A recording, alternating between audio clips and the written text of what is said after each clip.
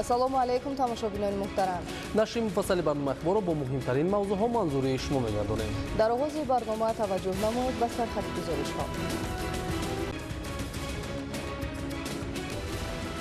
аҳамияти хизматрасониҳои ғайринақдӣ барои рақамикунонии иқтисодиёт. ҷиҳати тариқи ғайринақдӣ ба роҳ мондани амалиётҳои молиявӣ 67 лоиҳаи санади меъёрии ҳуқуқӣ таҳия гардидааст.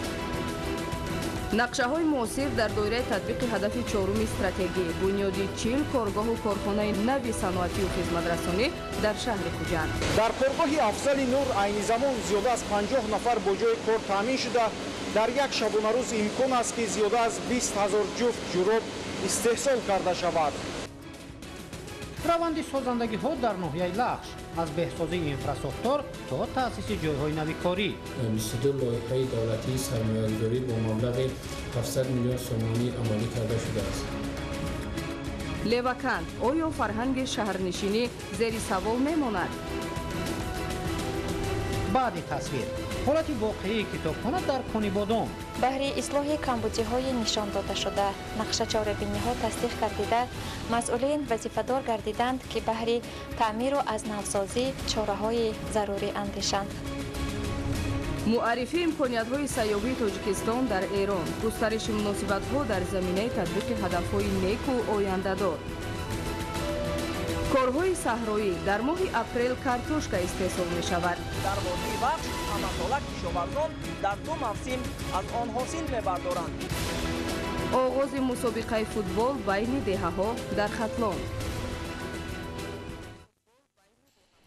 шарҳи ин ва дигар хабарҳо. 11 феврал президенти ҷумҳурии Тоҷикистон пешвои миллат муҳтарам Эмомалӣ Раҳмон ба қонунҳое ки Маҷлиси намояндагон ва Маҷлиси миллии Маҷлиси олии ҷумҳурии Тоҷикистон қабул ва ҷонибдорӣ намуданд, имзо гузоштанд. қонунҳои ҷумҳурии Тоҷикистон дар бораи моратории ба санҷишҳои фаъолияти субъектҳои соҳибкорӣ, дар бораи истеҳсолоти органикӣ, қонунҳо оид ба ворид намудани тағйиру иловаҳо ба қонунҳо дар бораи рӯзҳои Эд, дар бораи хизматрасониҳои давлатӣ ва ба кодекси андоз аз ҷумлаи онҳо мебошанд. қонуни ҷумҳурии Тоҷикистон дар бораи моратории ба санҷишҳои фаъолияти субъектҳои соҳибкорӣ ба иҷрои дастуру супоришҳое ки дар паёми президенти ҷумҳурии Тоҷикистон пешвои миллат муҳтарам Эмомалӣ Раҳмон аз 28 декабри соли 2024 ва фармони президенти ҷумҳурии Тоҷикистон дар бораи эълон намудани моратории ба ҳама намуди санҷишҳои фаъолияти субъектҳои соҳибкорӣ равона шудааст. тибқи қонуни мазкур ҳамаи намуди санҷишҳои фаъолияти субъектҳои соҳибкорӣ ба истиснои санҷишҳои мақомоти андоз манъ шудааст. моратории бо мақсади дастгирии давлатии соҳибкорӣ ва фароҳам овардани шароити мусоид ба рушди соҳибкорию сармоягузорӣ равона мешавад. бо мақсади гиромидошти суннатҳои миллӣ, эҳёи расму оинҳои бостонии мардуми тоҷик ба қонуни ҷумҳурии Тоҷикистон дар бораи рӯзҳои Эд илова ворид гардидааст ки тибқи он ҳар сол 1 июл Иди Тиргон ҷашн гирифта мешавад. қонунҳои ба имзо расида барои таъмини рушди устувору бо суръати иқтисодӣ, иҷтимоӣ ва фарҳангии кишвар, фароҳам овардани заминаи ҳуқуқӣ барои анҷом додани ҳисоббаробаркуниҳои ғайринақдӣ, дастгирии давлатии соҳибкорӣ, эҳёи расму оинҳои миллӣ ва беҳдошти зиндагии мардум равона шудааст. матни пурраи қонунҳо дар матбуот нашр мешавад.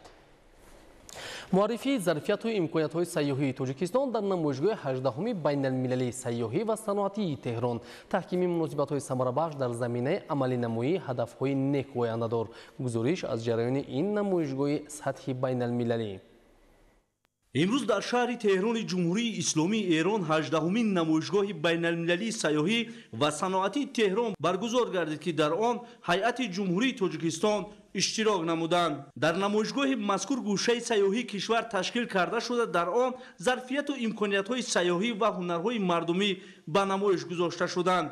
дар кори чорабинӣ бо шукӯҳ президенти ҷумҳурии Исломии Эрон муҳтарам Масъуд Пизишкиён иштирок намуда ба хотири пос ва гиромӣ доштани муносибатҳои дӯстиву бародарии ду кишвари ҳамфарҳанг ва дӯст аз гӯшаи сайёҳии ҷумҳурии Тоҷикистон дидан намуданд. зимни бозид муҳтарам Масъуд Пизишкиён президенти ҷумҳурии исломии эрон оид ба эҳтироми хоса доштанашон ба президенти ҷумҳурии тоҷикистон пешвои муаззами миллат муҳтарам эмомалираҳмон суханронӣ намуданд.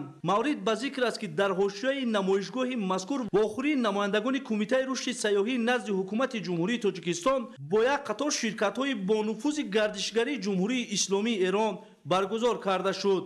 зимни мулоқот масъалаҳои тақвияти ҳамкориҳо дар самти ҷалби сайёҳони тарафайн ба кишварҳои ҳамдигар ва тақвияти ҳамкориҳо дар соҳаи сайёҳӣ баррасӣ гардид.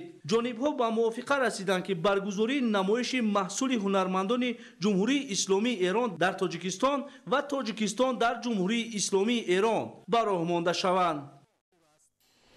имрӯзҳо бо мақсади иҷрои саривақтӣ ва самарабахши фармони президенти ҷумҳурии тоҷикистон аз 22 июни соли 2023 дар бораи тадбирҳои вусъат додани ҳисоббаробаркунии ғайринақдӣ аз ҷониби вазорату идораҳо ва ташкилотҳои давлатӣ тадбирҳои амалӣ андешида шуда баҳри қабули пардохтҳои ғайринақдии хизматрасонии музноки давлатӣ инфраструктури зарурии пардохтӣ таъмин гардида истодааст ки ин ба афзоиши қисми даромади буҷети давлатии заминаи мусоид фароҳам меорад. ин аст ки дар ҷумҳурӣ ҳаҷми буҷети давлатӣ афзоиш ёфта сатҳи некуҳолии мардум баланд бардошта мешавад. тафсилот дар гузориши навбатӣ. рушди иқтисоди рақамӣ ва дар ин замина вусъат ёфтани ҳисоббаробаркуни ғайринақдӣ ба афзоиш ёфтани даромадҳои молиявӣ асос гузоштааст, яъне шаффофияти корбарии сиёсати андозиву буҷетӣ дар баробари вусъат ёфтани ҳисоббаробаркуни ғайринақдӣ таъмин гардидааст. мувофиқи маълумот дар соли 2000 ҳаҷми умумии даромади буҷети давлатӣ 251.7 миллион сомониро ташкил медод. ин рақам марҳила ба марҳила афзоиш ёфта дар соли 2015 16.5 миллиард сомонӣ, соли 2020 25 миллиард сомонӣ ва иҷрои нақшаи қисми умумии даромади буҷети давлатӣ дар соли 2024 46.9 миллиард сомониро фаро гирифтааст. рақами кунунӣ фазои пардохтҳои ҳатмиро ба буҷет дигаргун сохта, иҷрои барзиёти онро дар соҳаҳои марбут ба молияи давлатӣ таъмин намудааст. бо барзиёт иҷро гардидани нишондиҳои нақшаи қисми даромади буҷети давлатӣ, рақамикунунӣ низоми даромадҳои давлатӣ, васеъ намудани манбаъҳои иловагии даромад, мукаммалгардонии маъмурикунии андози гумрук, афзоиш ёфтани амалиётҳои ғайринақдӣ дар иқтисодиёт ва мусбӣ арзёбӣ гардидани нишондиҳандаи асоси макроиқтисодӣ мусоидат намуд. ба андешаи мутахассисони соҳа, татбиқи босамари фармони президенти ҷумҳурии тоҷикистон дар бораи тадбирҳои вусъат додани ҳисоббаробаркунии ғайринақдӣ имрӯз дар пардохти сарвақтии андозҳо ва иҷрои нақшаи қисми даромади буҷети давлатӣ таъсири мусбӣ расонида, дар пешбурди фаъолияти хизматрасониҳои молиявӣ як қатор сабукиҳоро ба вуҷуд овардааст. бо мақсади иҷрои фармони президенти ҷумҳурии тоҷикистон дар бораи вусъат додани ҳисоббаробаркуниҳои ғайринақдӣ аз 23 июни соли 2023 таҳти рақами 586 қабули тамоми пардохтҳо вобаста ба хизматрасониҳои самти фаъолият аз ҷумла додани иҷозатнома, ҳуҷҷатҳои иҷозатдиҳӣ ва пардохти ҳаққи хизматрасониҳои низоми вазорат ва сохторҳои тобеи он бо истифода аз воситаҳои мухталифи пардохти электронӣ аз қабили посттерминал, замимабарнома ва интернет банкинг тариқи ғайринақдӣ роҳандозӣ карда шудааст. пардохти маблағ барои додани иҷозатнома, ҳуҷҷатҳои иҷозатдиҳӣ ва амалҳои тасдиқ ва мувофиқасозӣ ки дар доираи ваколатҳои вазорат амалӣ карда мешаванд, маблағи ҳатмӣ тавассути замимабарнома, интернет банкинг ва интиқоли мустақими он ва суратҳисобҳои дахлдор пардохт карда мешавад. ҳамчунин аз ҷониби вазорати молия ҷиҳати тариқи ғайринақдӣ ба роҳ мондани амалиётҳои молиявӣ 67 лоиҳаи санади меъёрии ҳуқуқӣ таҳия гардидааст. ба хотири боз ҳам вусъат ёфтани иқтисоди рақамӣ портали хизматрасониҳои давлатӣ ташкил карда шудааст, ки барои фосилавӣ анҷом додани корбариҳои электронӣ қулай мебошад. бо мақсади ба таври электронӣ ба роҳ мондани раванди пешниҳоди хизматрасониҳои давлатӣ дар низоми вазорати молияи ҷумҳурии тоҷикистон аз моҳи ноябри соли 2024 портали электронии хизматрасониҳои давлатии вазорати молия расман фаъол карда шуда, дастрасӣ ба портали мазкур тавассути QR-рамз ва нишонии CW.E-молия.tg таъмин гардид. дар баробари ин, дар портали хизматрасониҳои давлатии вазорати молияи ҷумҳурии тоҷикистон бо мақсади иҷрои сифатноки фармони президенти ҷумҳурии тоҷикистон дар хусуси тадбирҳои вусъат додан ба ҳисоббаробаркунии ғайринақдӣ имконияти анҷом додани пардохти электронии ҳаққи хизматрасониҳо тавассути барномаҳои мобилии ташкилотҳои қарзии молиявӣ фароҳам оварда шудааст. агар ҳар қадар қисми даромади буҷети давлатӣ афзоиш ёбад, ҳамон андоза сатҳи некоаҳволи мардум беҳтар гашта, даромади молиявии хонавода аз ҳисоби баланд шудани маошу нафақа зиёд мегардад. Аз ин рӯ фаъолгардонии тамоми сарчашмаҳои даромад дар заминаи гузариш ба иқтисоди рақамӣ барои рушди босуръати молияи давлатӣ зарурати бештар дорад. дар шаҳри душанбе маросими қадршиносии беҳтаринҳо дар соҳаи кор бо ҷавонон ва варзиши шаҳри душанбе доир гардид.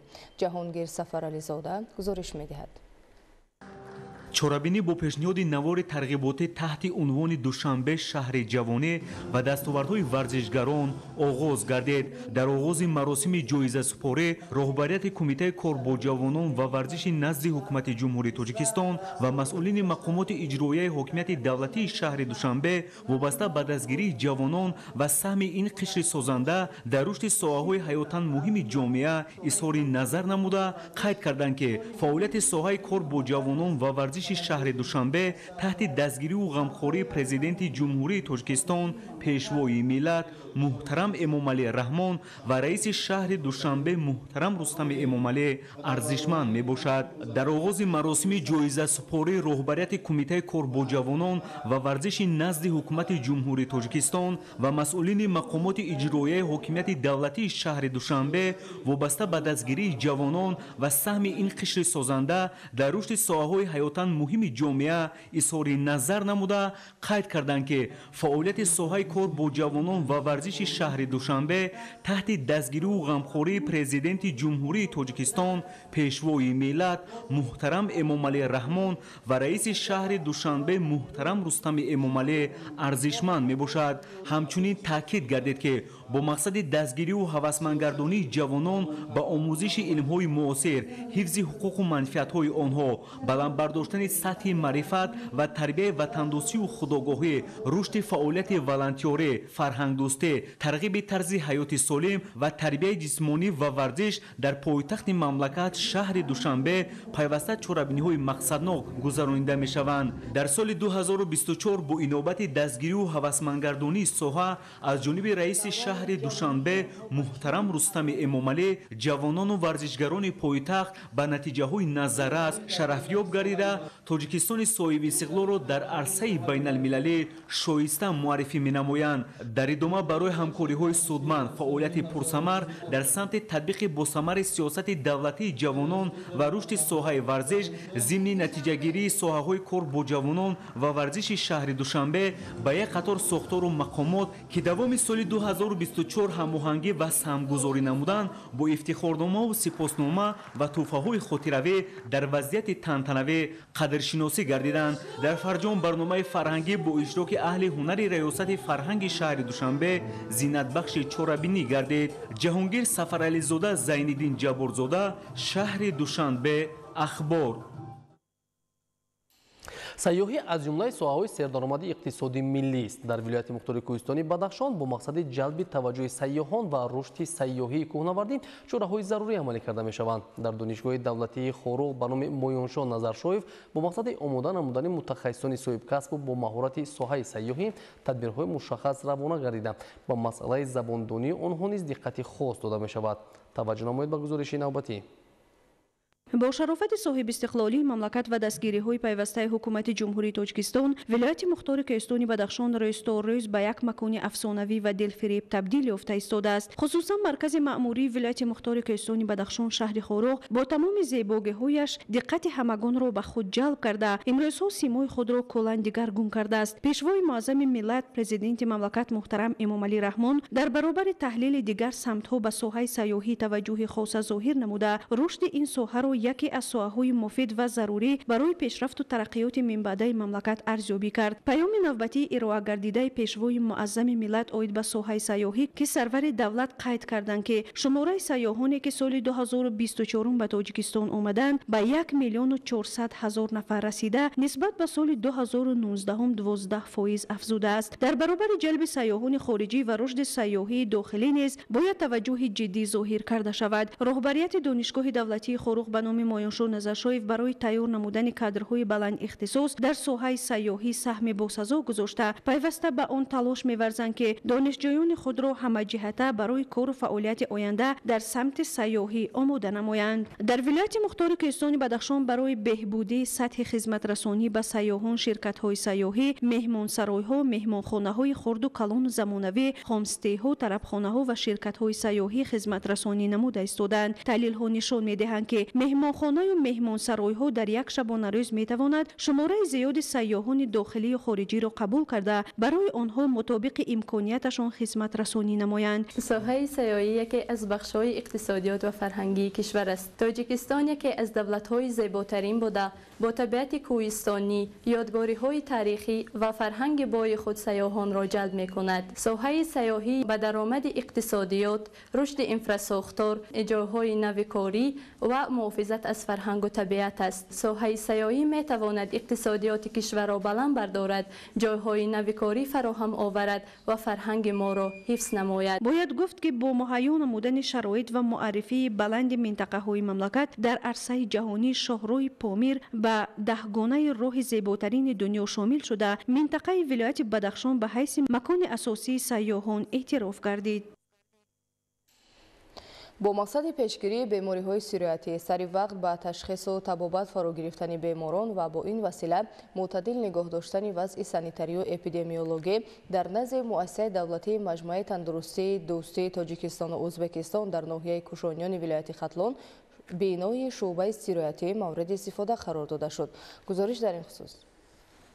давоми солҳои соҳиби истиқлолӣ бо дастгирии ҳукумати ҷумҳурии тоҷикистон дар кишвар баҳри рушди соҳаи тандурустӣ тамоми тадбирҳои муҳиму саривақтӣ амалӣ карда шуда бо мавриди истифода қарор додани биноҳои хуштарҳу замонавии ташхисию табобатӣ марҳила ба марҳила сатҳу сифати хизматрасонии тиббӣ ба аҳолӣ беҳтар гашта истодааст. дар ин замина қайд кардан ба маврид аст ки соҳаи тандурустӣ дар ноҳияи қубодиёни вилояти хатлон низ дар ин давра бо дастгирӣ ва таваҷҷӯҳи хосаи роҳбарияти олии давлату ҳукумати мамлакат ба дастовардҳои назаррас ноил гардид. با مقصد پیشگیری بیماری‌های سیریاتی سری وقت با تشخیص و طبابت فرا گرفتن بیماران و با این راه معتدل نگاه داشتن وضع سانیتری و اپیدمیولوژی در شفت مؤسسه دولتی مجموعه تندرستی دوستی تاجیکستان و ازبکستان در ناحیه قبادیان ولایت ختلان بینای شعبه سیریاتی مورد استفاده قرار داده شد. اطلاع داده شد شعبه سیریاتی از 50 کت از جمله 30 کت برای کلانسالان و 20 کت برای کودکان عبارت بوده، آن با خط اکسیژن تامین کرده شده است. در شعبه سیریاتی نوبنیاد بخش آزمایشگاه نیز فعالیت می‌نماید که آن دارای تمام تجهیزات و لوازمات معاصر در سمت تشخیص بیماری‌های سیریاتی میباشد و در آن متخصصان بلند اختصاص کار و فعالیت می‌نمایند. مینتداری خود را با اساسگذار صلح و وحدت ملی پیشوای معظم ملت محترم امامی رحمان میرسانم که چنین شرایط‌ها را در این ناحیه دوردست قبادیان به راه ماندند. باید گفت که با مقصد سبز و خرمگردانی و با وجود آوردن فضای سالم در گرد و اطراف شعبه سیریاتی بیش از 600 نهال و درخت گوناگون زیبا و سایه افکن شناخته شده است که به حسن مؤسسه زیبایی دیگر ضم کردند. با نظرداشت مهمیت مسئله مذکور با دستگیری حکومت جمهوری تاجیکستان و در همکاری با شریکان عاید بر رشد و مقامات‌های محلی، شعبه‌های سیریاتی بیمارخانه‌های شهر و ناحیه‌های مملکت مرحله به مرحله از تعمیر کلی برآورده شده با نوترین دستگاه و تجهیزات ضروری طبی تامین کرده شدند و فعالیت در این سمت من بعد نیز ادامه داده خواهد شد. تقویت تدبیرهای بدونی در ناحیه دوستی، تطبیق نقشه و برنامه‌های مشخص ثمرآور در روند وسعت سازندگی‌ها امروز در این ناحیه مشاهده می‌گردد که سهم ساکنان و صاحبکاران وطندوست در آن نظررس است. گزارش نوبتی در این خصوص.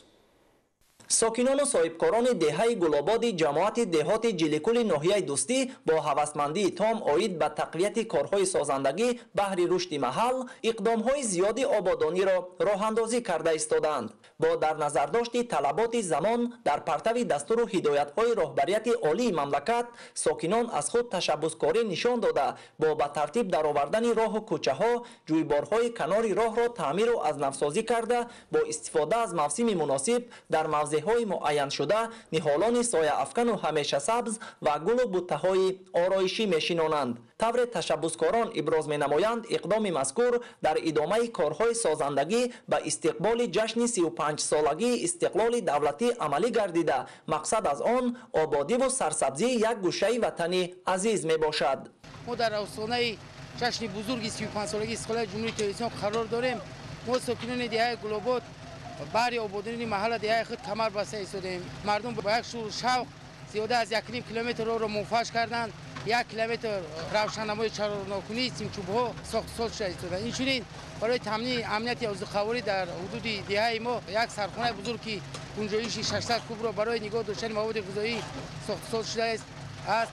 زیاده از 10 گرمخانه فعالیت میکند. در آینده هم مردم ما در این سبزیجات برای آبادانی خود بی‌طرف نیستند. چونکه وطن ما است. ما و شما باید غمخوری کنیم، دلسوزی کنیم و به نسل‌های آینده یک کشور خوب باقی مانیم. چراغانکنی کوچه‌ها از بندهای اساسی کارهای به نقشه گرفته شده آبادانی ساکنان دهه گلاباد ناحیه دوستی به حساب رفته در این سمت الکی کارهای معین به انجام رسانیده شده است. متصدیان ابراز می‌نمایند که تقویت یافتن روند کارهای سازندگی در محل با اشتراک بواسطه ساکنان از ثبات کامل وطن و بهداشت سطح و صفت روزگاری اهل جماعتچگی بازگویی می‌نماید. ما تصمیم گرفتیم که همین کوچه رو با چراغ‌کنی و دو طرف کوچه رو با کوچه پیاده‌گرد رو با منفعش‌کنی و درختان سایه افکن آرودیم. من چخیل شما شاهد آن هستید که ما چخیل آباد کرده آماده ایستادیم و ما کاری ما با آخر رسیدگی نیست. در آینده ما نقشه داریم که تا آخری کوچه و تمام کوچه ها رو همین چراغان کنان و پیاده ها رو منفعش کرده همین کارهای ما کرده ایستادیم. از حسابی صاحبکاران و ساختمانمندان همین دهه گلاباد میباشند. به همین ترتیب ساکنان و صاحبکاران دیگر جماعت شهرک و دهات ناحیه دوستی در همکاری با مقامات محلی کارهای آبادانی و سازندگی را تقویت بخشیده مقصد دارند که به استقبال جشن 35 سالگی استقلالیت دولتی جمهوری تاجیکستان زیاده از 180 انشاءات سمت فعالیتشان گوناگون را مورد استفاده قرار دهند. اسماعیل صاحب نظریان، موسی نور محمد، ناحیه دوستی، اخبار. در شهر خوجند در دوره آمادگی‌ها به استقبال جشن 35 سالگی استقلال دولتی جمهوری تاجیکستان بنیاد پارک تکنولوژی ادامه دارد.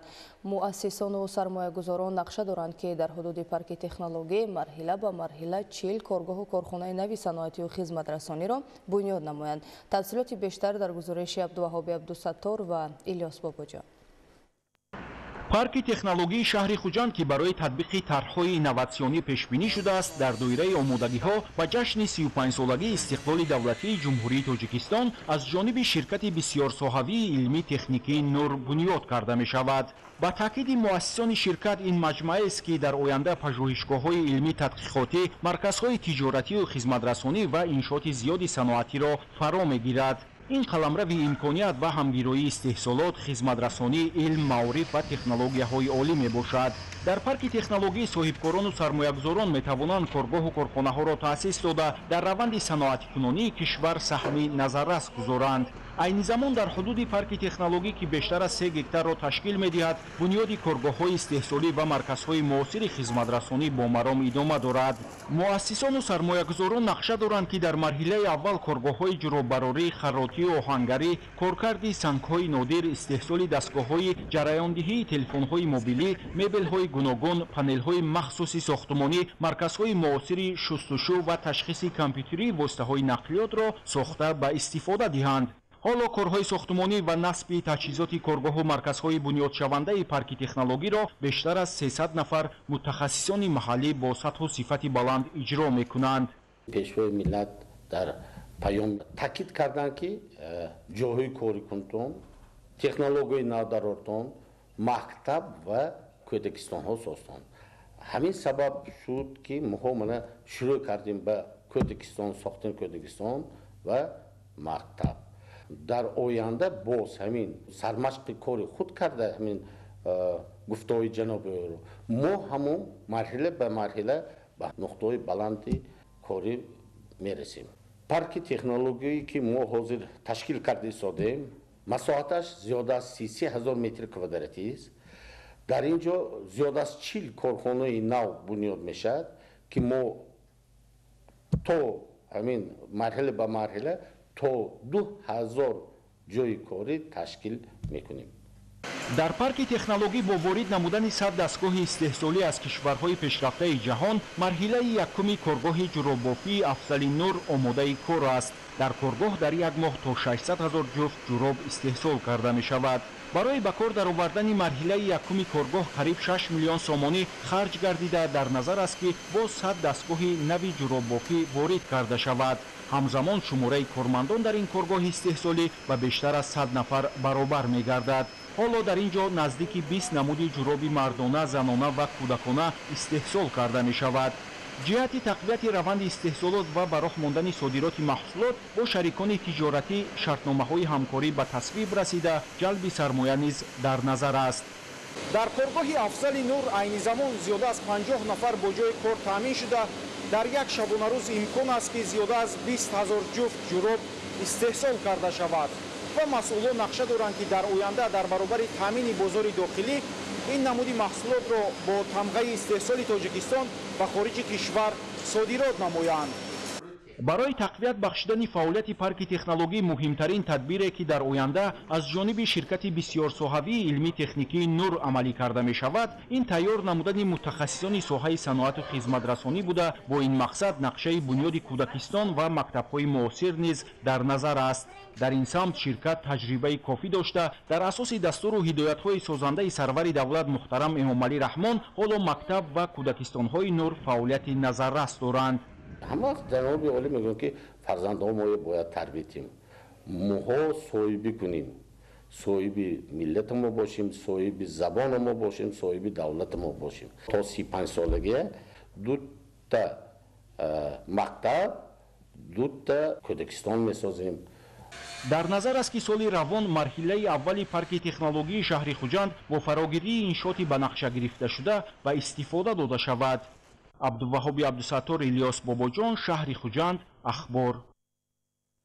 ҷамоати деҳоти Фароб аз дурдастарин ҷамоатҳои шаҳри Панҷакен мебошад. дар ин ҷамоат корҳои ободонӣ вусъат дошта, сокинон ҷашни 35-солагии истиқлоли давлатиро бо дастовардҳои шоёну арзанда истиқбол мегиранд. гузориши Далери Бозор ва Фарҳоди Раҳмат. ҷамоати деҳоти Фароб аз дурдастарин ҷамоатҳои шаҳри Панҷакен ба ҳисоб рафта, аз маркази шаҳр дар масофаи наздики 75-80 километр дурӣ қарор дорад. сокинони ҷамоати мазкур ки наздики 12 000 аҳолиро ташкил медиҳанд, бештар ба кишоварзӣ машғул ҳастанд. хусусан онҳо ба боғдорӣ, чорводорӣ ва ҳамин гуна картошкапарварӣ машғул мебошанд.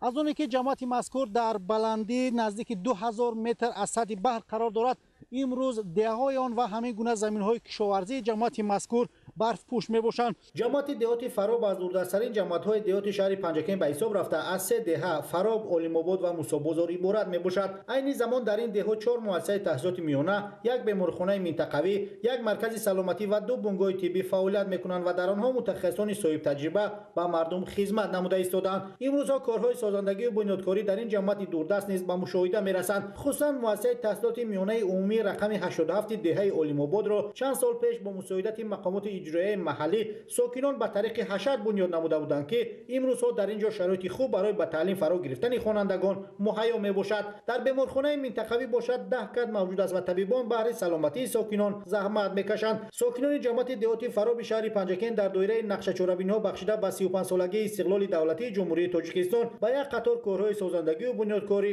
машғуланд.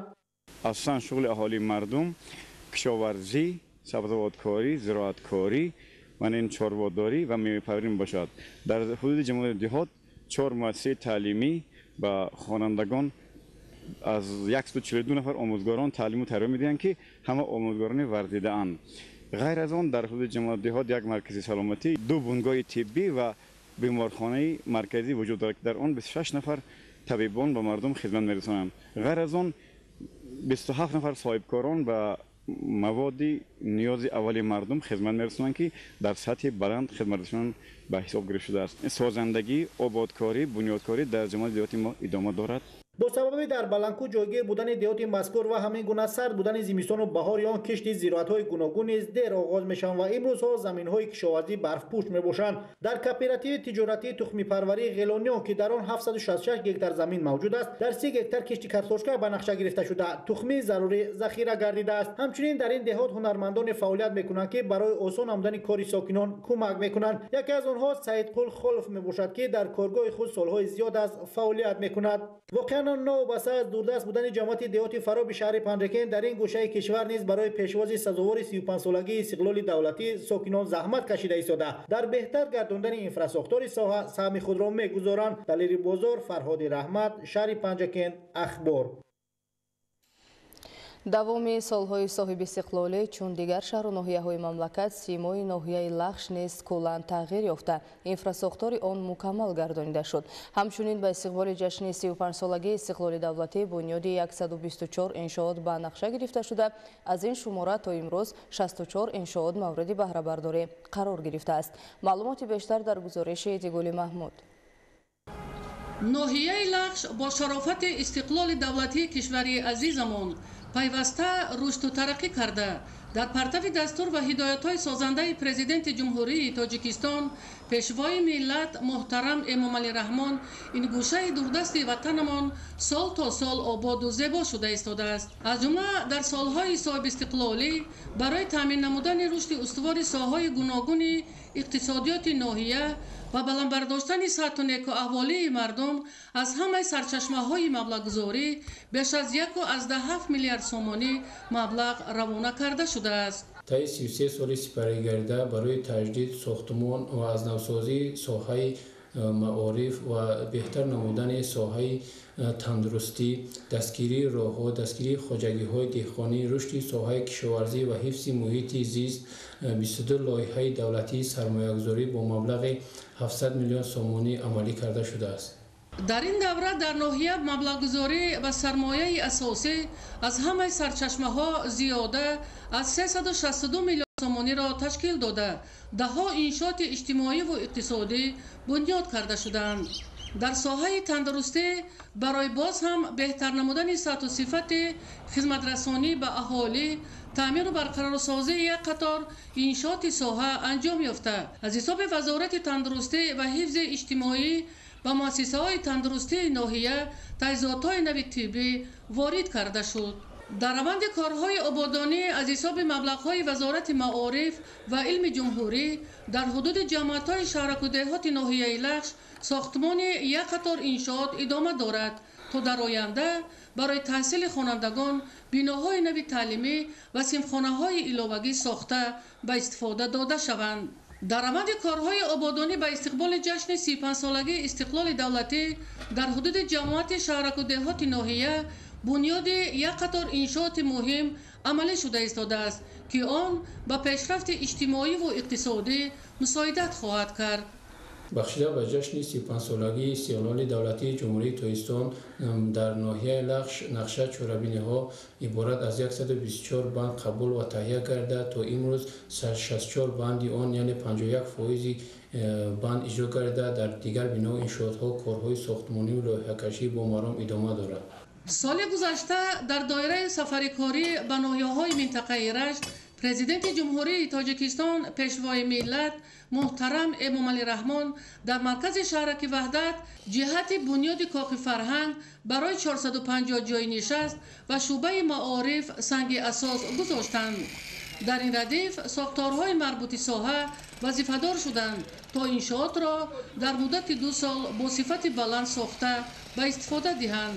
зеро то ҳамин давра дар ноҳияи лахш бинои замонавӣ мавҷуд набуд то ҳунармандон чорабиниҳои фарҳангии худро дар сатҳи зарурӣ баргузор намоянд.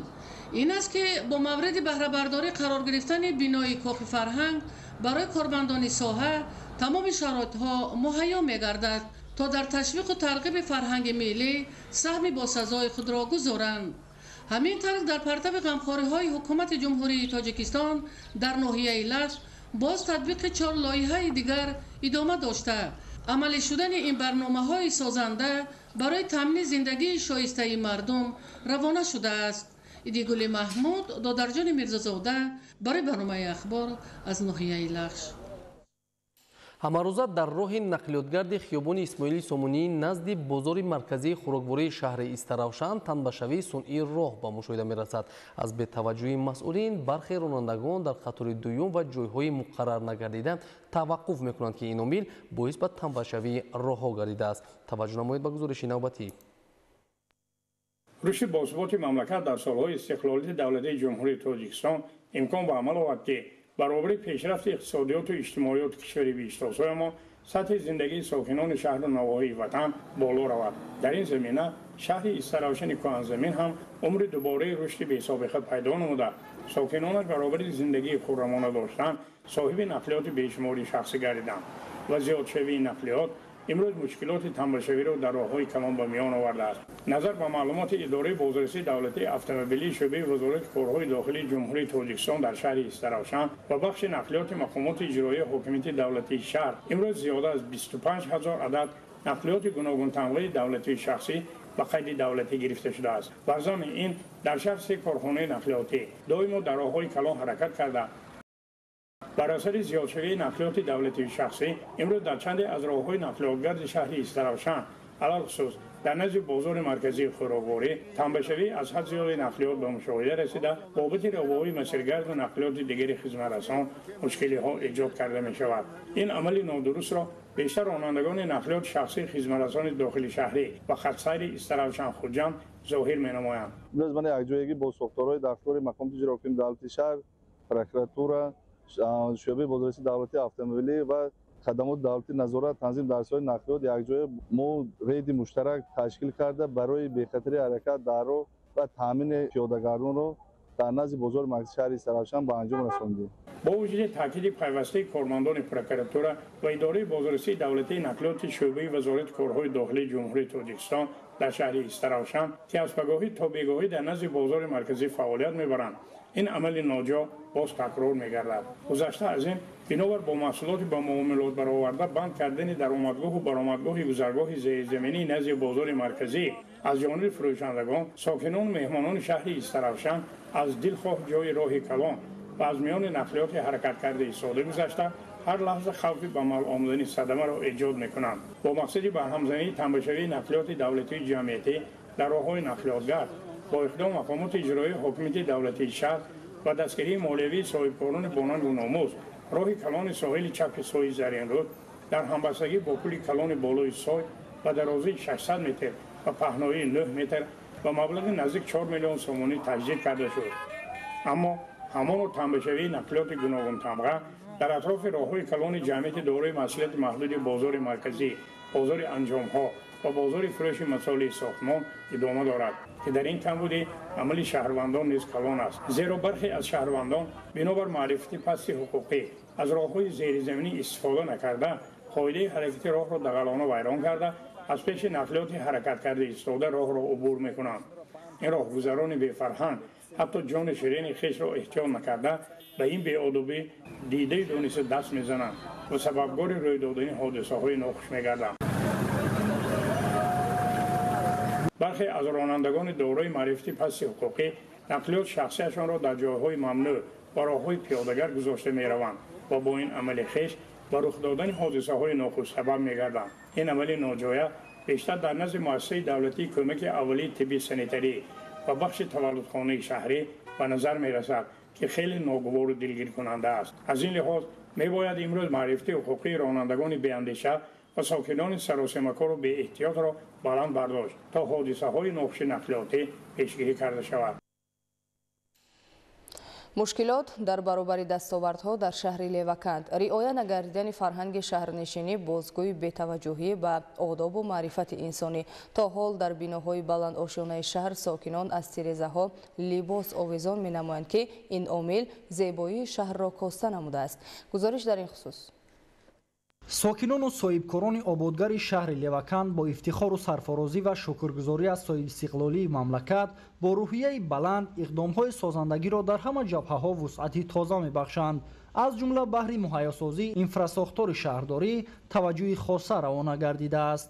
масъулини мақомоти иҷроияи ҳокимияти давлатии шаҳри Леваканд талошбарон доранд که نقشه پیشبینی شده بنیاد انشاءات‌های جشنی برای سزاوار و ارزنده پیشواز گرفتن جشن 35 سالگی استقلال دولتی سریع و با صفت بلند اجرا گردد. ابتکارات نو به نو بهر آبادانی کوچه و خیابان و شهرک و محله ها در مرکز شهر لیوکن با نیروی تازه و عزم قوی ادامه دارد. ولی با وجود این همه پیشروی ها و تازه آزاده به نظر رسیدن شهر لیوکن تا هنوز کمبودی های جای دارد که برای رفع آن تنها مسئولیت لازم است. امروزها به خاطر استقبال جشن‌های در پیش ایستاده مقامات محلی با استفاده از امکانات مساعد مرحله به مرحله برای باز هم دلکش و نظرربا گردیدن شهر تلاش نموده ایستادند. ولی در برخی از بناهای استقامتی بلندآشیانه ساکنان شهر به توجهی ظاهر کرده سر و لباس و دیگر اشیاءهای روزگارداری را آویزان کرده و زیبایی اطراف کاستگی به وجود می آورند. مدنیت شهرنشینی از هر یک فرد تقاضا می نماید که به قاعده های درست اقامت در شهر رعایت کرده شود، زیرا همه روزه با وارد گردیدن مهمانان دیگر شهر و ناحیه ها به فرهنگ شهرداری ساکنان بهاگذاری کرده می شود. پس از پخش گزارش تحلیلی وابسته به کمبودی‌های جای داشته در ساحه کتابداری شهر کنیبودام، مسئولین شهر برای برطرف نمودن مشکلات جای داشته تدبیرهای عملی را راه‌اندازی نمودند. در این زمینه کتابخانه‌های شهر تعمیر و نوسازی گردیده با تجهیزات معاصر صحوی مجهز کرده شدند. توجه نمایید. از کمبودی و ناقصی‌ها در ساحه کتابداری شهر و حالت ناگواری بعضی کتابخانه‌ها در حدود شهر کنیبادام گزارش تحلیلی منظور گردیده بود. در این گزارش به تعمیر و ترمیم جدی نیاز داشتن اکثریت بنای کتابخانه‌های دهات، کهنه و فرسوده شدن میز و کرسی‌ها و رف‌های کتابخانه نگران کننده بودن وضع نگهداری مخزن کتاب‌ها در حالت صدموی قرار داشتن بنای کتابخانه به طلبات معیارهای کتاب نگهداری و ضد سوختاری جوابگوی نبودن بعضی از کتابخانه‌ها و استفاده ثمرناک انشاءات مورد تحلیل قرار گرفته بود. اینک مسئولین ساحه به این گزارش تحلیلی واکنش نشان داده با جلب کارمندان ساحه و ساکنان محله‌ها کمبودی‌های جای داشته را برطرف نمودند. بعد پخش گزارش تحلیلی آید به وضع کتابخانه‌های شهر کنیبادام، این مسئله در مجلس وسیع کارمندان شعبه فرهنگ شهر مورد تحلیل و بررسی همه‌جانبه قرار گرفت. بهر اصلاح کمبودی‌های نشان داده شده، نقشه چاره‌بینی‌ها تصدیق گردیده، مسئولین وظیفه‌دار گردیدند که بهر تعمیر و از نوسازی چاره‌های ضروری اندیشند. با دستگیری مقامات اجرایی حاکمیت دولتی شهر کنیبادام و با سهمگذاری با صاحبکاران، بناهای از نوسازی کتابخانه فیلیال‌های اساساً در دهات به نقشه گرفته شده ایستادند. سال جاری تعداد خوانندگان زیاده از 11,000 نفر را تشکیل داد و سال از سال تعداد خوانندگان دوستداران کتاب زیاد شده ایستادند و ما کتابداران بیشتر کوشش کرده ایستادیم که در بین وسیع خوانندگان ترغیب و تشویق کتاب را درست به راه مانیم و خوانندگان را زیاد نماییم. باید گفت که با مقصد هرچه بیشتر جلب کردن خوانندگان به کتابخانه و با این راه در روحیه خودشناسی و خودآگاهی و وطنداری تربیت کردن آنها نقشه چاره‌بینی‌ها تهیه گردیده چاره‌بینی‌های معرفتی دایر کرده می‌شوند. همه تدبیرهای کتابداران به آن روانه کرده شده است که در دایره چاره‌بینی‌های نقشه‌ای هرچی بیشتر خوانندگان را به کتابخانه جلب نموده آنها را برای درست حیات که هدف مهمترین دولت و حکومت تاجیکستان است هدایت نمایند. مورد به ذکر است که امروزها در شهر و دهات کنیبادام 29 کتابخانه از جمله یک کتابخانه مرکزی، 7 کتابخانه شهری، 19 کتابخانه‌های دهات و یک کتابخانه بچگانه با مخزن کتابی بیش از 154,514 عدد کتاب‌ها فعالیت دارند. دوام یک سال اخیر مخزن کتاب‌های کتابخانه‌های شهر با 467 عدد کتاب‌های نو غنی گردید. شماره عمومی خوانندگان آنها تنها در 4 سال اخیر 2 برابر افزوده کنون در مجموع بیش از 10,000 نفر را تشکیل می‌دهد. صابر ایوبی، صاحبان قربانوف، شهر کنیبادام، اخبار. сулҳу суботи сартосарӣ ва ваҳдату ягонагӣ дар мамлакат имконият фароҳам овард ки тавассути татбиқ намудани барномаву стратегияҳои давлатӣ кишвари мо ба яке аз сарзамини ободу зебо ва шукуфою дилоро табдил ёфта таваҷҷӯҳи миллионҳо сайёҳони хориҷиро ҷалб намояд. дар баробари дигар шаҳру ноҳияҳои мамлакат дар шаҳри Турсунзода низ давоми солҳои соҳибистиқлолӣ садҳо иншооти таъиноташон гуногун мавриди истифода қарор дода шуданд ки ба беҳтар гардидани сатҳу сифати зиндагии сокинон мусоидат намуданд. ҳоло ҳамкорамон Фаридуни Субҳон аз маркази шаҳри Турсунзода бо мо дар хати тамос аст ва ин мавзӯъро бо ҳамсуҳбати худ матраҳ менамояд. марҳамат Фаридун. ташаккур ҳамкорони азиз. дар солҳои соҳибистиқлолии мамлакат бо тарҳрезӣ ва амалӣ намудани барномаю стратегияҳои давлатӣ меҳани азиз сол аз сол рушду пешрафт карда дар тамоми манотиқи кишвар корҳои созандагиву бунёдкорӣ ҷараён дорад. ҳоло мо имкон дорем бо сокини шаҳри Турсунзода Абдуқаҳори Қосим роҷеъ ба дастоварду музаффариятҳои замони соҳибистиқлолӣ инчунин сулҳу суботи сартосарӣ ва тинҷиву осоиштагии ватан суҳбате ороста бошем. сараввал мехостем андешаҳои шуморо роҷеъ ба дастоварду музаффариятҳои меҳани азиз шунида бошем. аз ҷумла дар шаҳри Турсунзода пешравию ободониҳо чӣ гуна ба назар мерасад ба андешаи шумо? боиси хушнудист ва сарфарозист ки тоҷикистони азизи мо ба як гулбоғи муҳаббат табдил ёфта ва бисёр ҳам зебову яъне шукуфо шуда истодааст. ободониҳо бисёр зиёд ҳастанд. аз ҷумла агар қиёс кунем бо 10 соли пеш бахусус дар шаҳри Турсунзода имрӯз сар то сар қариб ки куллан шаҳри Турсунзода боз ҳам зеботару ободтар шудааст ки аз ин сайёҳон низ он нафароне ки ба шаҳри мо меоянд албатта бисёр ҳам бо хушнудӣ яъне иброз меторанд ва ҳатто дар таҳайюр мемонанд ки ин қадар дигаргунӣ бовариашон намеояд ки чӣ хел дар як фурсати кӯтоҳи таърихӣ яъне тоҷикистон ин қадар дигаршон шудааст ва бахусус дар шаҳри Турсунзода низ ва камина низ чун дар ҳамин шаҳр ҳастам ҳамешагӣ мо албатта боиси дидарест дар ин мавзее ки имрӯз мо қарор дорем бахусус ман ҳамин бисёр ҳам як боғи зебои фароғатӣ барои мардуми шаҳр яъне ки онҳо омада дар ин ҷо баъди рӯзи корӣ истироҳат бикунанд бисёр ҳам зебо ки шахсан аз ҷониби пешвои муаззами миллат кушода шуда буд ва пешниҳоди мардуми шаҳри Турсунзода шуда буд ва ин ободониҳо албатта боз ҳам яъне таконбахш ҳастанд таконбахши мардуми кишвар мебошанд то ин ки боз ҳам бештар тамоми ҳамун нерӯи зеҳнию нерӯи ҷисмонии худро барои зиндагии боз ҳам хубтар барои боз ҳам пешрафтҳо барои пирӯзию муваффақиятҳои бештар сарф карда бошанд. ҳама нақшаҳову ниятҳои солона ва стратегияву барномаҳо асосан дар паёмҳои солонаи пешвои миллат муҳтарам Эмомалӣ Раҳмон ба Маҷлиси Олии Ҷумҳурии Тоҷикистон ироа карда мешавад. шумо мегуфтед барои пешрафт ва шукуфоии минбаъда паёми пешвои миллат чӣ гуна нақш гузошта метавонад? паёми имсола аз ҷумла бисёр ҳам як паёми хотирмон аст як паёме ҳаст ки як давраи дигари рушди кишварро барои мо тақозо мекунад ва чун дар паёми худ пешвои муаззами миллат гуфтанд ки мардуми кишвар ҳуқуқи зиндагии шоиставу беҳтаринро дар қатори дигар давлатҳои пешрафтаи дунё доранд. яъне ки имрӯз пояҳои давлатдорӣ мустаҳкам гардида тамоми шароитҳо барои он фароҳам омадааст ки мардуми мо боз ҳам хубтару беҳтар зиндагӣ кунанд. шароитҳо фароҳам оварда шудааст.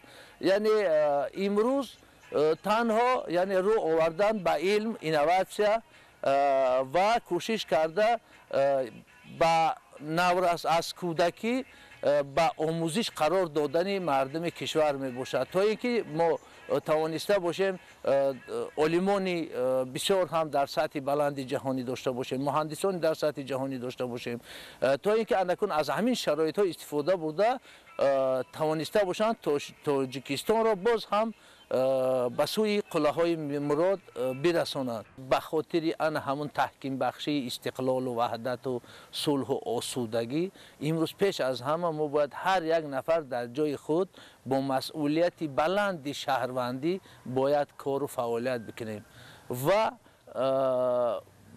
در کجا که نباشیم ما معرفی تاریخ تمدن خود کرده تونسته باشیم، چون که یعنی که استقلال دولتی، استقلال خواهی این پیش از همه منشأ میگیرد از افتخار وطنداری، از هویت ملی و ما باید که از یعنی که جوانان نورسان رو در آن همین روحیه وطنداری، در روحیه یعنی هویت ملی تربیت نموده.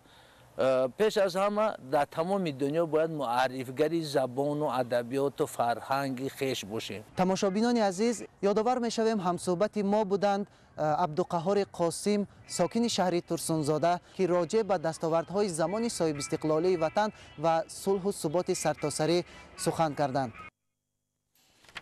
توجیکان در برابر کار و فعالیت و تحصیل و کسب آموزی در خارج مملکت جهت معرفی فرهنگ و هنر و عنعنه‌های مردمی خلق تاجیک اقدام‌های شایسته را عملی می‌نمایند. در شهر مسکو فدراسیای روسیه تشکیلات جمعیتی منطقوی مرکز فرهنگی توجیکان که سال 2023 تأسیس یافته بود امروز فعالیت ثمره بخش دارد. ادامه موضوع در گزارش ظفر قیومزاده و خورشید سید احمد. дар ҳама давру замон халқу миллатҳоро бо фарҳангу тамаддун, анъанаву маросим, либоси миллӣ ва дигар унсурҳои фарқкунанда мешиносанд. миллати озодаи тоҷик дорои фарҳангу маорифи қадимӣ буда, фарзандони донишманду нобиғааш дар рушду пешрафти тамаддун, ҷаҳонбинию ҷаҳоншиносӣ ва илму маърифати башарӣ саҳми арзанда гузоштанд.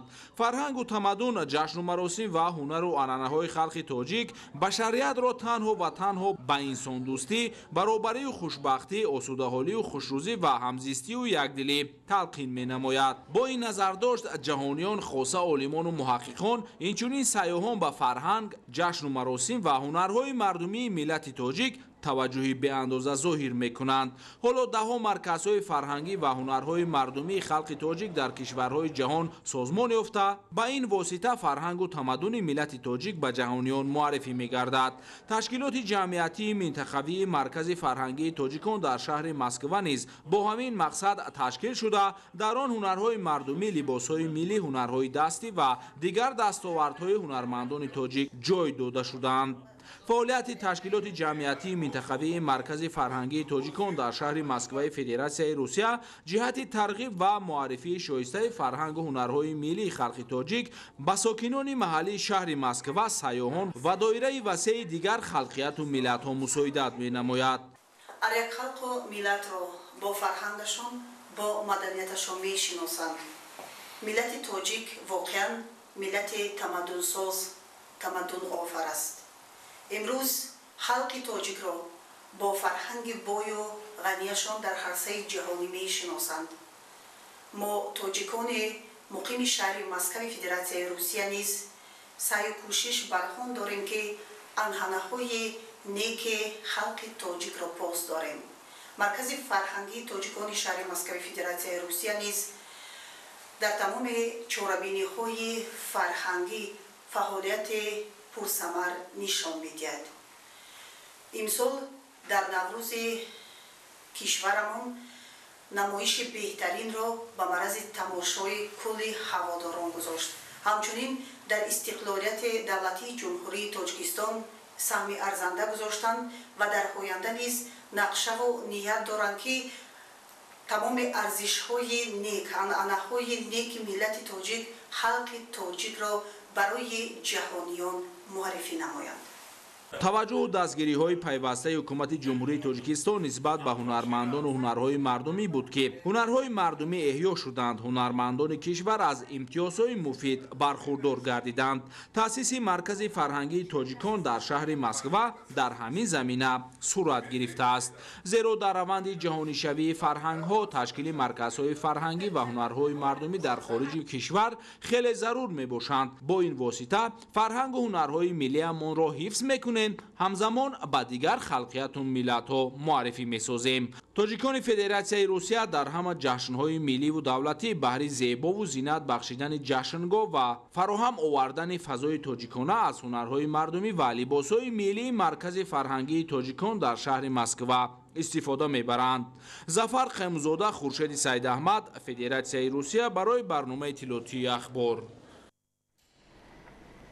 از جانب کمیسیای حوزوی انتخاباتی یک ماندته شاه منصور 3 اوید با انتخابات وکیلان مجلس نمایندگان مجلس عالی جمهوری تاجیکستان در دانشگاه تکنیکی تاجیکستان به نام محمد آسیمی تشویقات پیش از انتخاباتی نامزدها با وکیلی مجلس نمایندگان مجلس عالی جمهوری تاجیکستان گذرانیده شد.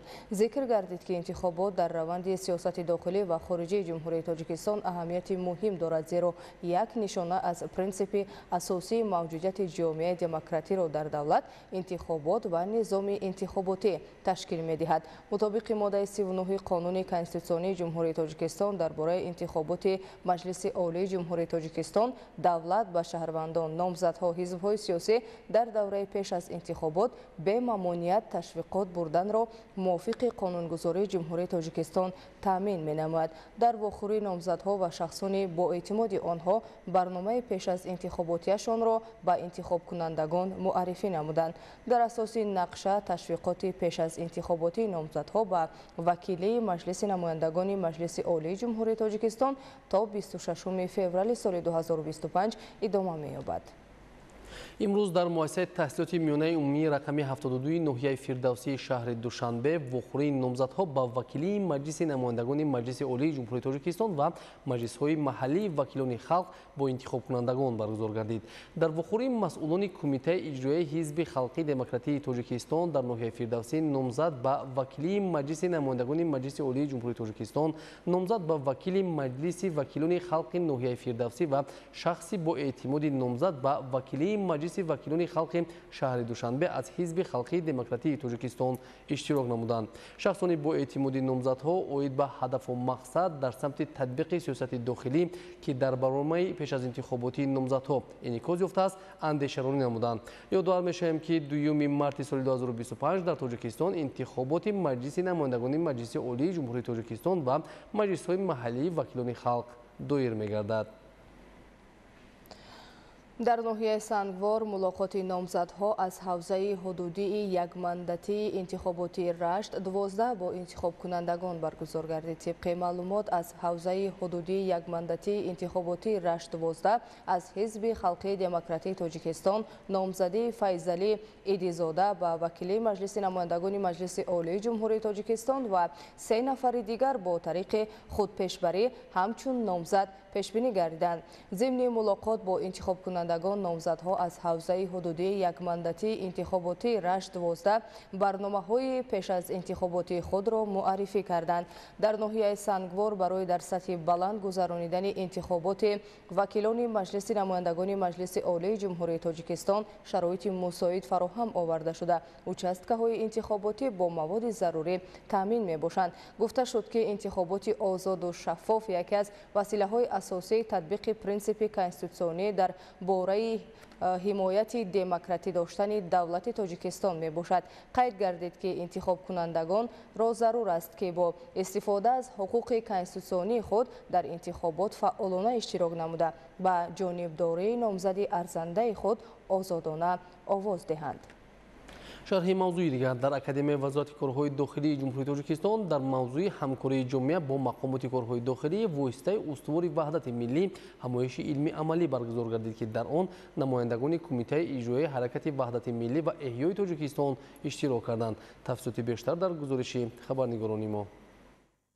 در همایش نمایندگان از کمیته اجرایی حرکت وحدت ملی و احیای تاجیکستان، هیئت راهبری کننده، آموزگاران، کورسانتان اکادمی وزارت کارهای داخلی جمهوری تاجیکستان و سابقه‌داران میلیسیا اشتراک ورزیدند. تاکید گردید که صحیفه اولین تاریخ فعالیت میلیسیای تاجیک در ابتدای سالهای استقلال دولتی سرشار از متانت و مردانگی، دلیری و جانبازی، صداقت به کسب سوگند، انسان دوستی و وطن دوستی میباشد. گفته شد که پیشرفت حیات جامعه از وحدت ملی، ثبات و امنیت و تامین آرامی و تدبیرهای جمعیتی وابستگی زیج دارد. اجرای این وظیفه مهم به ذمه کارمندان مقامات حفظ حقوق و ساختارهای نظامی بخصوص مقامات میلیسیا واگذار گردیده است. تاکید گردید که با شرافت صاحب استقلالی مملکت و دستگیری‌های پیوسته پرزیدنت جمهوری تاجیکستان پیشوای ملت محترم امامعلی رحمان در ساختار مقامات میلیسیا دیگرگونی‌های کلی به عمل آمدند. حالا در کشور با مقصد تغییر و تکمیل دادن ساختار تشکل حقوقی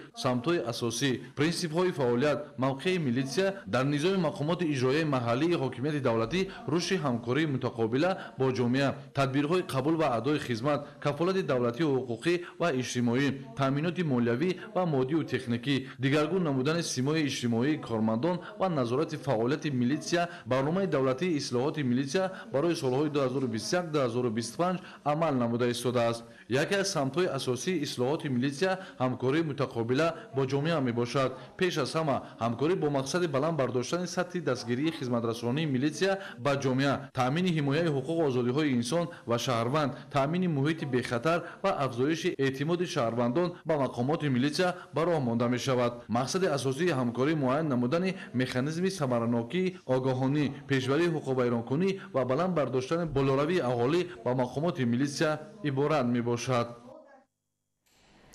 мавзӯи дигар, мувофиқи дурнамо имсол бояд хоҷагиҳои ҷамъовию деҳқонӣ майдони кишти баҳории зироатҳои кишоварзиро ба 440,623 гектар расонанд. оё ин нақша амалӣ мегардад ва ё танҳо дар ҳисобот боқӣ мемонад? шарҳи бештар дар гузориши Гулчеҳраи Саттор. гузарондани кишти барвақтии сабзавоту кишти баҳории зироати гуногун омили асосии қонеъ гардонидани талаботи истеъмолии аҳолӣ, фаровонии бозор ва ба танзим даровардани нархи маҳсулот мегардад. иқлими мусоид имкон фароҳам меорад ки саҳмдорони деҳот тамоми фасли сол бозорҳои дохилиро бо истеҳсоли маҳсулоти ватанӣ таъмин намуда барои гирифтани манфиати бештари иқтисодӣ содироташро низ ба роҳ монанд. олимону мутахассисони соҳа тавсия медиҳанд ки муҳлати гузаронидани кишт, риояи дурусти агротехникаи парвариши сабзавот омили асосии фаровонҳосилӣ ба шумор меравад. кишти картошкаи барвақтӣ бештар дар водиҳо тавсия дода мешавад. дар водии хатлон, дар ноҳияҳои тобии марказ ва бидуни ин он хоҷагиҳое ки то имрӯз кишти барвақтии картошкаро фарз кардем нагузаронда бошанд, имконият ҳаст. имконият дар моҳи феврал бисёр хуб мешавад. ҳангоми сардиҳо як бартараф шудан ва ҳарорати ҳаво ба як дараҷаи муайян гарм шудан ва инчунин аз ҳама муҳим хокрес шудани хок. ҳангоми ки мо тайёр мекунем қидаи замин барои кишти картошка бошад, ҳатман ин ба муҳити хок диққати зарури доданамон дар кор аст. дар минтақаҳои гуногуни ҷумҳурӣ вақти гузаронидани кишт метавонад 1 ё ним моҳ фарқ дошта бошад, вале истифодаи оқилонаи замин ва ҳавои мусоид, интихоби тухмиҳои хушсифату пешпазак, омодагии ҳамаҷониба барои кишт, яъне шудгори хушсифат ва меъёри ғизодиҳӣ аз ҳар як хоҷагидор ҳисси баланди масъулиятшиносиро талаб менамояд. мо бояд ҳама вақт дар дастархони аҳолӣ пиёзи ҳам барвақтӣ, ҳам миёнапаз, ҳам дерӣ дошта бошем.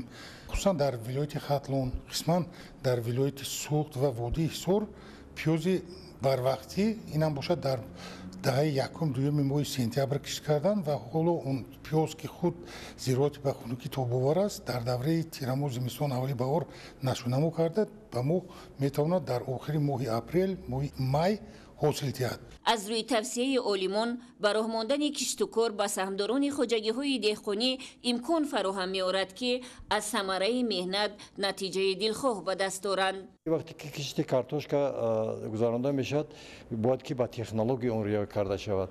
ба он қоидаҳои агротехникӣ ки муносиб ба зироати картошка аст, бояд ки ҳатман риоя карда шавад. якум аз интихоби тухми хушсифат, дуюм тайёр кардани интихоб кардани қидаи замин ва тайёр кардани қидаи замин барои кишти картошка ва сеюм бошад бо нуриҳои органикию маъданӣ таъмин кардани онҳо бошад. ва сипас пас аз оне ки мо кишта ба пуррагӣ ба итмом мерасонем, аз ҳама муҳим ин риоя кардани реҷаи об аст. барои кишти барвақтии картошка танҳо навъҳои барвақтпаз тавсия карда мешавад. در ناحیه‌های جیهون، شهر توس، قبادیان، ناصری خسروی ولایت ختلان که اقلیم گرم دارند، کشتی پیازی بروقتی را خواجگیداران با تجربه آخر آگوست و ماه‌های سپتامبر کشت نموده در ماه اپریل الکی حاصلش را جمع‌آوری می‌نمایند. ما باید حتما پیاز دیرپز داشته باشیم تا که اهالی از آن استعمال کند و زیاده از این هم پیاز بروقتی هم پیاز دیری به صادرات روان کرده شد. از یک طرف، از طرف دیگر برای کارکرد کردن برای کشتی بهاری باشد، اگر برای محصولات پیاز دیری این هم باشد از نوهای دوستی، نو حصاری، نو اسپانی 313 و دیگرها استفاده کردن ممکن. استفاده ثمرناک و عاقلانه زمین، گرفتن زیاده از 3 حاصل، فراوانی سبزیجات و میوه‌های سیتروسی، نتیجه‌های ثمربخش خواجگیداری از فرهنگ بلند زمین استفاده بری کشاورزان جمهوری درک می‌دهد که برای تأمین عائله خود فراوانی بازار و رسیدن به یکی از هدف‌های اساسی حکومت جمهوری تأمین امنیت غذایی قدم‌های استوار می‌گذارند. در شهر و ناحیه‌های ولایت ختلان کشاورزان در یک سال 2 مرتبه کشت و پرورش کартошка را ба роҳ монда бо рӯёнидани ҳосили фаровон дар таъмини талаботи бозори истеъмолӣ саҳм мегузоранд. аз раванди кишти картошкаи барвақтӣ дар ноҳияҳои вахш ва носири хусрав исмоил соҳибназариён ва мусоид нурмуҳаммад гузориш медиҳанд. با مقصد هرچی زودتر و با رعایت قاعده‌های توصیه نموده عالمان انجام دادن کشت کارتوشکای بروقتی در جماعت دهات فیض استقلال ناحیه وخش با اشتراک مسئولین و متخصصان و کشاورزان سمینار مشورت صحرایی دایر کرده شد. کارتوشکا همچون مواد اولیه غذایی به حساب رفته، طلبات به آن در بازار زیاد است. به این خاطر کشاورزان کوشش می‌نمایند که با پیش گرفتن راه و اصول‌های منفعت آور همه ساله حاصلناکی آن را زیاد نمایند. مخصوصاً در وادی وخش همه ساله کشاورزان در 2 موسم از آن حاصل می‌بردارند، در کشت بهاری و تیرماهی. امروزها کشت کارتوشکا در خواجگی‌های دهقانی ناحیه وخش ادامه داشته. آنها مقصد دارند که این موسم در میدان نزدیک به 400 گکتار کشتی کارتوشکا گذرانند و طور متخصصان و مسئولین ابراز می‌نمایند برای انجام سریع این تدبیر در ناحیه شرایط مساعد فراهم میباشد. طور گفته شد در ناحیه وخش روند کشت کارتوشکای بروقتی تحت توجه مخصوص قرار داشته. در برابر دسترسی تخمی به اقلیم مطابق و پیش‌پزک همزمان کشاورزان برای سری وقت و با رعایت طلبات اگروتکنیکایی توصیه نموده متخصصان انجام دادن کشت در قطعه‌های وسیع با تکنیک تأمین کرده می‌شوند. در میدان 372 گکتار باید کشتی کارتوشکای تیرماهی و بهاری می‌گذارند. حساب نامساعد آمدن بودهوان 170 گکتار کارتوشکا کشتی تیرماهی گذاراندیم، 200 گکتارش حساب بهاری می‌شود. الکی در همه خواجگاه در کارتوشکا شنونده است. 450 سنتیمتر به مال گرفتن ممکن است. ما مای کارتوشکا را می‌چینیم، با استاندارد موافق شده بازار می‌بریم و خردک است که او را خورده هم نمی‌شود و بازار بفروخته هم نمی‌شود. یک جای سالقین دمونده سبزونده آخر ماه آگوست اول ماه سپتامبر میشنونیم و ماه نوامبر پر را به حاصل می‌رسیم. سهامداران خواجگی دهقانی شادیانه جماعت دهات فیض استقلال امروزها در برابر کشت کارتوشکای بروقتی که میدان 1 گکتار را تشکیل می‌نماید همزمان برای آغاز موسم نو کشت و کار دیگر تدبیرهای لازمه را انجام می‌دهند. ما در خواجگی خود 24 گکتار زمین داریم و امروز اقدام گرفتیم که با طریق تکنیکای نو کشتی بروقتی کارتوشکا را گذرانده در جهت امنیت آذوقه‌واری جمهوری و مملکت عزیزمان سهم خود را گذاریم. این سال با توصیه عالمان ما اقدام داریم و در نزد خود وظیفه گذاشتیم که پنبه‌دان‌ها را با طریق نو زیر پلیونکا گذاریم. ساکنان جماعت دهات فیض استقلال ناحیه وخش در کشت و استحصال کارتوشکای بروقتی تجربه خوب داشته ابراز می‌نمایند که جهت افضلیتناک پرورش این نوع زراعت در آن میباشد که ماه می حاصل آن جمع آوری گردیده در کشت تکراری از دیگر نامگوی زراعت نیز حاصل فراوان را میتوان به دست آورد. با استفاده از روزهای مساعد بهر هرچی زودتر گذرانیدن کشت کارتوشکای بروقتی در ناحیه ناصر خسرو تدبیر اندیشی کرده شده. مسئولین و متخصصان ساحه توسط راهاندازی نمودن مشورت‌های صحرایی با کشاورزان اوید به زنجیره استحصال کارتوشکا شروع از انتخاب تخمی، کارکرد و آماده سازی قطعه زمین مورد کشت، روند کشت و مرحله‌های بعدی پرورش آن معلومات می‌دهند. در ناحیه دوردست ناصر خسرو بهر تطبیق نقشه و برنامه‌های حکومت جمهوری تاجیکستان در سمت استفاده مقصدناک هر قطعه زمین کارم و رویانیدن حاصل دلخواه محصولات گوناگون جهت فراوانی بازار استعمالی و در مجموع تامین امنیت آذوقه‌واری چاره‌های مشخص اندیشیده شده با در نظر داشت فراهمسازی شرایط مساعد به کشاورزان و خواجگیداران سال از سال میدان کشت زراعت گوناگون وسیع کرده شده. در این زمینه حجم استحصال محصولات هم می‌افزاید. با استفاده از فضای مناسب فعالیت خواجگیداری بخصوص زمین‌های زرخیز و تامین آب پالیزی ساکنان ناحیه ناصر خسرو مهنت دلگرمانه داشته توسط آموزش راه‌های ثمره‌بخش زمین استفاده بری قریب تمام فصل‌های سال حاصل فراوان محصولات گوناگون کشاورزی را به دست آورده در تامین طلبات بازار سهم ارزنده می‌گذارند. موافق با اطلاع مسئولین بخش کشاورزی در حدود ناحیه زیاده از 2000 خواجگی دهقانی فعالیت داشته اساساً به پختکاری، غله، سبزوات و پالیزیکاری، باغ و تاکپروری، چارواداری و دیگر سمت‌های منفعت آور ساحه مشغول بوده در یک سال تا 3 مراتب حاصل برداری می‌نمایند. خواجگیداران ناحیه همساله بعد جمع آوری حاصل کارتوشکای بروقتی کشت و پرورش دیگر نامگوی زراعت را به راه مانده در کشت سیوم نیز باز کشت کارتوشکای تکراری گذرانیده از آن حاصل خوب جمع آوری می نمایند. اسماعیل صاحب نظریان، موسی نور محمد، اخبار. با مقصد تامین امنیت اکولوژی و حفظ محیط زیست در مملکت برنامه‌های دولتی قبول و عملی می‌گردند که از جمله آنها برنامه دولتی کبودیزورکنی جمهوری تاجیکستان برای دوره تا سال 2040 محسوب می‌یابد. جهت تطبیق باثمر این برنامه در شهر و ناحیه‌های مملکت معرکه نهالشینی وسعت داده می‌شود.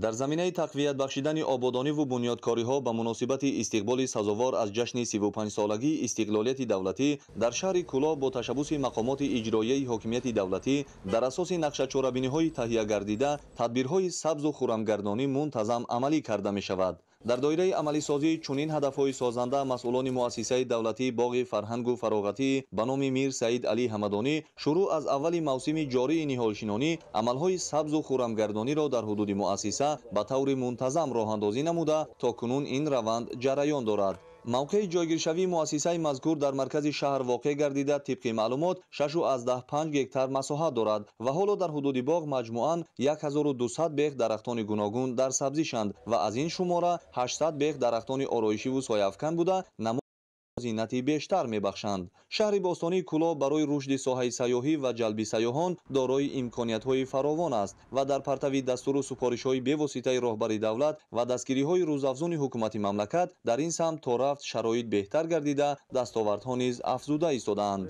مؤسسه مذکور نیز یکی از مکان‌های فرهنگی و زیبا و فرحبخش برای ساکنان و مهمانان به حساب می‌رود. با این نظرداشت در زمینه دستگیری‌های حکومت کشور این مؤسسه فرهنگی پورا بعد تجدید و نوسازی شدن و فراهم ساختن امکانیت‌های معاصر سیر و فراغت و خدمت رسانی‌های گوناگون سال 2019 مورد استفاده قرار داده شد. در موسم جاری تاکنون از جانب مسئولان در حدود مؤسسه 120 بیخ نهالان نادر آرایشی و همیشه سبز، 2000 بیخ گل‌های موسمی زمستانه و 800 بیخ قلمچه‌های گل‌های زیبا و گوناگون رنگ شنانیده شده آبادی و سرسبزی موضع به طور همیشگی تامین کرده می‌شود. برای به طور دائمی دسترسی داشتن به گل و بوته‌های آرایشی در شفت مؤسسه پرورشگاه مخصوص نیز موجود است که حالا 4500 بیخ قلمچه‌های گل‌های گوناگون رنگ موسمی پرورش می‌یابند و در حالت ضروری به طور وسیع از آن استفاده برده می‌شود. با مقصد منتظم در حالت سرسبز و خرم نگاه داشتن حدود باغ فرهنگی و تامین فضای فرحبخش و نکهتبار برای فراغت ساکنان و مهمانان هم در حالت روزانه و هم شبانه از جانب کارمندان مؤسسه شنانیدن نهالان همیشه سبز و سایه‌افکن، گل و بوته‌های آرایشی، رنگ و بارنمایی نشستگاه‌ها و تعمیر و برقرارنمایی راهرو و گوشه‌های دیگری باغ، دستگاه و تجهیزات‌های گوناگون برقی، روشننمایی، فواره‌ها و دیگر مکانیزم‌های ضروری و تامین خدمت رسانی‌های صفتناک ادامه دارد. дар ояндаи наздик баъди анҷом додани тадбирҳои ободониву созандагиҳо симои зоҳирии муассиса ба таври комил дигаргун гашта, имкониятҳои боз ҳам беҳтару муосири сайру фароғат фароҳам мегардад. маъракаи ниҳолшинониро дар мавсими имсола масъулони мақомоти иҷроияи ҳокимияти давлатӣ, бахши ҳифзи муҳити зист, кормандони ташкилоти муайзаҳо ва ҷомеаи меҳнатии ноҳияи Ховалинг дар талу теппаҳои назди даромадгоҳи ноҳия оғоз бахшиданд. ҳадаф аз роҳандозии ҳашарҳои дастаҷамонаро иштирокчиёни тадбири беҳдоштӣ пеш аз ҳама ба ободу зебогардонӣ, солимгардонӣ ва анҷоми амалҳои нек арзёбӣ намуда, ҳамзамон ин тадбир дар муттаҳидӣ, ғамхорӣ ва сарҷамъӣ муҳиму саривақтӣ дониста шуд.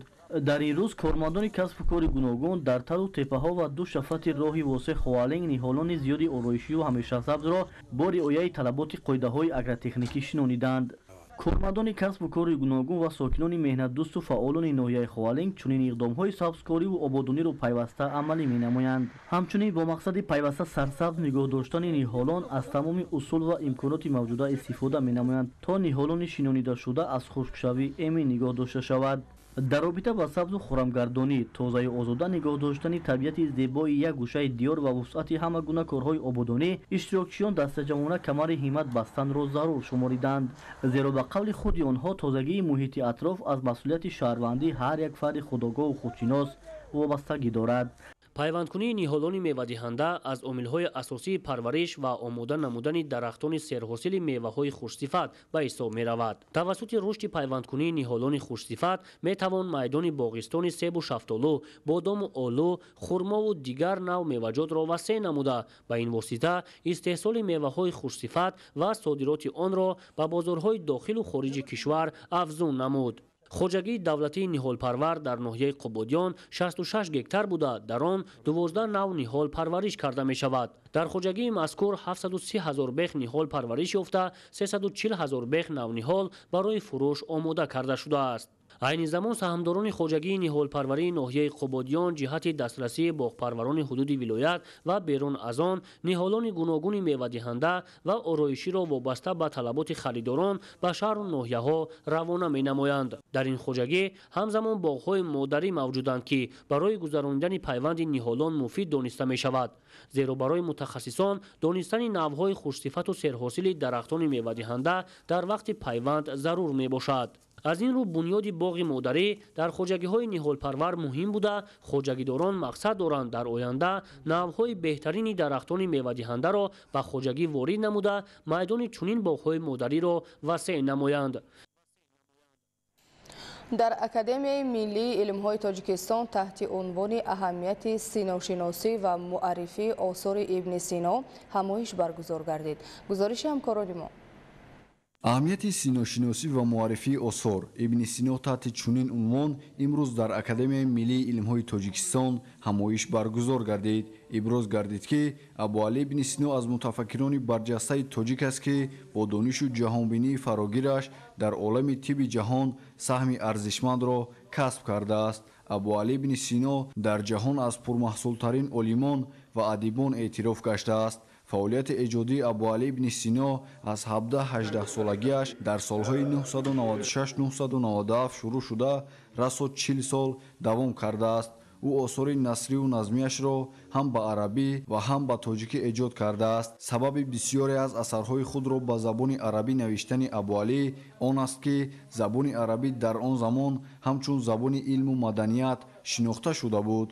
ҳамчунин китобҳои зиёди илмию ахлоқии юнонӣ, ибронӣ, ҳиндӣ ва паҳлавӣ ба забони арабӣ тарҷума шуда, ислоҳоте ки мафҳумҳои илмиро ифода мекарданд, дар ин забон устувор гардида буданд. дар идомаи ҳамоиш иброз гардид, ки Абуалӣ ибни Сино парвардаи муҳити фарҳангии Сомониён буд, вале қисми зиёди умри вай пас аз фурӯпошии давлати мутамаркази Сомониён дар гирдоби ҳодисаҳои мудҳиши нимаи аввали асри 11 сипарӣ гардид. олимони маркази синошиносӣ доир ба осори гаронарзиши ин чеҳраи тобноки олими тибби ҷаҳон шайхураис Абуалӣ ибни Сино маъруза намуда, фаъолияти гуногунҷанбаи ин мутафаккири абадзиндаи форсу тоҷикро ҷовидона хонданд. дар шаҳри Исфара даври шаҳрии фестивали 100 ранги чакан баргузор гардид, ки дар он ҳунармандон, чеварон ва тарроҳони соҳибкасб иштирок карданд. гузориши Собир Аюбӣ ва Саҳбон Қурбонов.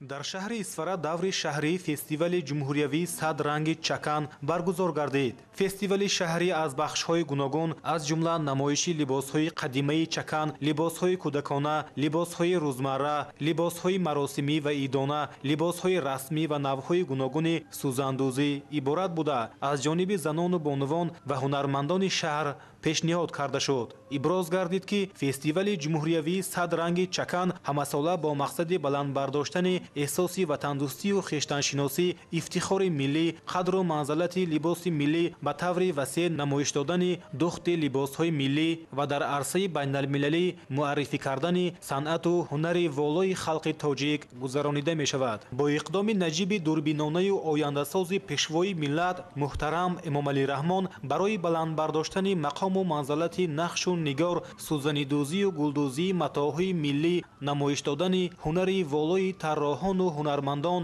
дар ҷаласаи 13-уми Кумитаи байниҳукуматӣ оид ба ҳифзи мероси фарҳанги ғайримоддии ЮНЕСКО дар шаҳри Порт Луиси ҷумҳурии Маврикий наминаи чакан ҳунари гулдӯзӣ дар ҷумҳурии Тоҷикистон аз ҷониби ин созмон расман ба рӯйхати мероси фарҳанги ғайримоддии башарият ворид гардид, ки ин ифтихори мардуми сарбаланду фарҳангсолори тоҷик мебошад. халқи тоҷик халқи кӯҳанбунёд дорои таърихи бою фарҳанги пурғановат мебошад ва яке аз рукнҳои асосии фарҳанги миллӣ ин либоспӯшии миллӣ мебошад. бо мақсади тарғиби либосҳои миллӣ, арзишҳои миллӣ, фарҳанги миллӣ, бо ташаббуси асосгузори сулҳу ваҳдати миллӣ, пешвои миллат, президенти ҷумҳурии Тоҷикистон муҳтарам Эмомалӣ Раҳмон дар кишвари азизамон озмунҳои фестивалҳои гуногун баргузор мегардад. имрӯз дар шаҳри Исфара даври шаҳрии озмуни 100 ранги чакан бо як шукӯҳу шоҳмати хоса баргузор гардид. дар он ҳунармандон, тарроҳони ширадасти шаҳри Исфара либосҳои омоданамудаи хешро аз рӯи 4 номинатсия ба намоиш гузоштанд. албатта баргузор намудани чунин озмуну фестивалҳо ҳарчи бештар дур намудани фарҳанги бегонапарастӣ ва тарғиби либоспӯшии миллии тоҷикона мебошад. санъати гулдӯзӣ дар асарҳои бостоншиносон, файласуфон, адибон, санъатшиносон ва кулли соҳаҳои илм инъикос ёфта, бозёфтҳои бостоншиносони минтақаҳои ориёинишин гувоҳӣ медиҳанд, ки мардуми тоҷик ва аҷдодонашон дар матоъҳои гуногун гулпартоӣ ва гулдӯзӣ менамуданд, ки он байни дигар халқияти қадим маъруфу машҳур буд. ёдовар мешавем, ки давоми солҳои охир ин фестивал дар тамоми қаламрави мамлакат доир гардида ба дарёфт ва муаррифии ҳунармандон, чеварон ва тарроҳони соҳибкасб мусоидат менамояд. бинандагони гиромӣ, дар ҳамин ҷо нашри муфассали барномаи иттилоотии ахбор ба анҷом мерасад. тансияту хонобод бимонед.